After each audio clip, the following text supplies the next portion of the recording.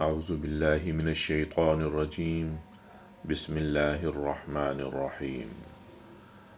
أحل لكم ليلة الصيام الرفث إلى نسائكم هن لباس لكم وأنتم لباس لهن علم الله أنكم كنتم تختانون أنفسكم فتاب عليكم وعفى عنكم فالآن باشروهن وابتغوا ما كتب الله لكم وكلوا واشربوا حتى يتبين لكم الخيط الأبيض من الخيط الأسود من الفجر ثم أتموا الصيام إلى الليل ولا تباشروهن وأنتم عاكفون في المساجد تلك حدود الله فلا تقربوها كذلك يبين الله آياته للناس لعلهم يتقون۔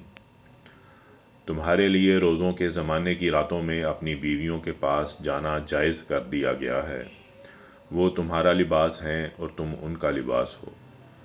اللہ رب العزت کو معلوم ہے کہ تم لوگ اپنے آپ سے خیانت کر رہے تھے، تو اب خدا نے تمہاری توبہ قبول کی اور تمہیں معاف کر دیا، لہٰذا اب تم ان کے ساتھ ماہ رمضان کی راتوں میں مباشرت کر سکتے ہو، اور جو خدا نے تمہاری قسمت میں لکھ دیا ہے اسے حاصل کرو، اور کھاؤ پیو یہاں تک کہ رات کی سیاہی کی دھاری صبح کی سفیدی کی دھاری سے الگ ہو کر تمہارے لیے ظاہر ہو جائے۔